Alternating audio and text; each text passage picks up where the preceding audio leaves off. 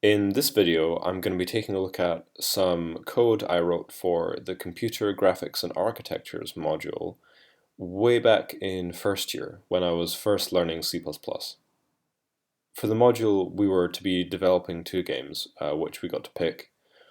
For both of these games, I did something inspired by an existing game.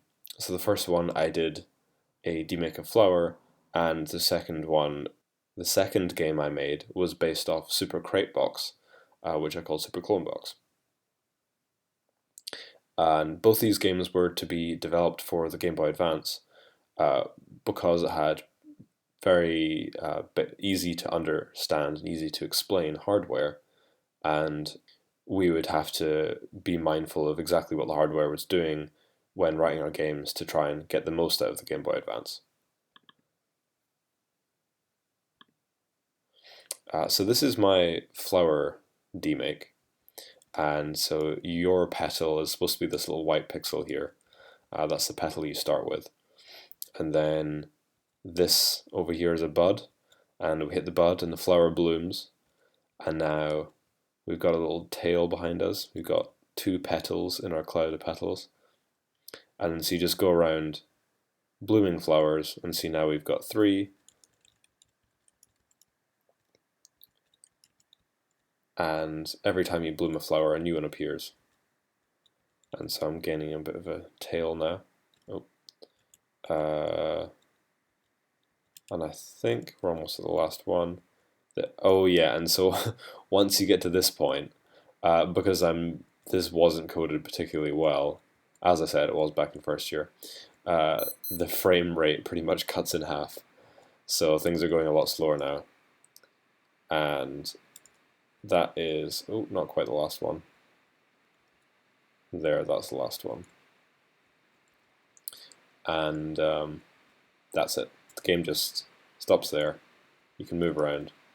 You've got your little tail that follows you. And that's pretty much it.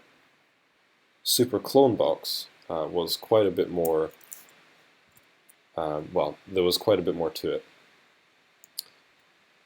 Oh, and I just died. So we've got enemies, we've got a little character here, and we can shoot bullets and kill them, and we get points every time we collect one of the crates. I didn't implement, oh, I died again. I didn't implement more gun types or enemy types.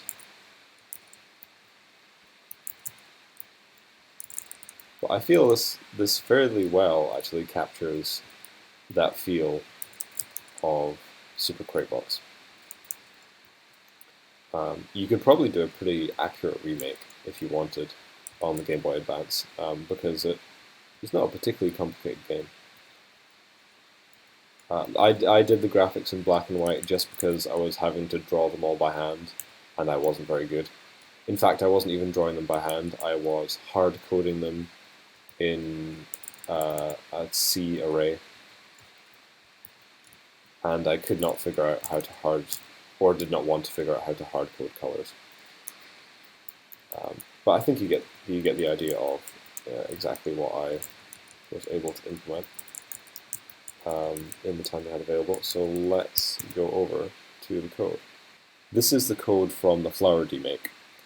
It was all in one file. This is pretty much the first complete C++ program I ever wrote. And for some reason I couldn't get arrays working. So you can see I've got this ridiculous list of variables for the x and y.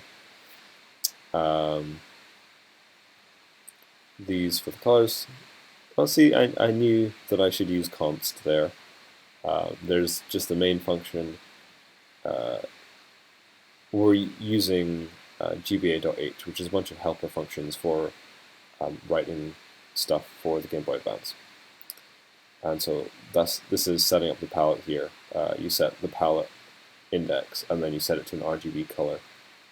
Here I'm placing a bunch of flowers, and I'm seeding the random function kind of unnecessarily. And then I've just got a couple of functions down here to draw a bunch of grass pixels, the light green dots on the dark green background. This is how we draw a flower, and it can be bloomed or unbloomed. And this is how you draw the cursor. And I got criticized for this. Look, I wrote no breaks. Cool, huh? And then I got criticized for it by our lecturer. It's like, you shouldn't write a case statement without breaks. Or if you're going to do it, you should put a big warning explaining to people what you're doing. And then I'm just getting input in line here and drawing the cursor like so, again, without breaks. As I said, this is pretty much my first complete C++ application.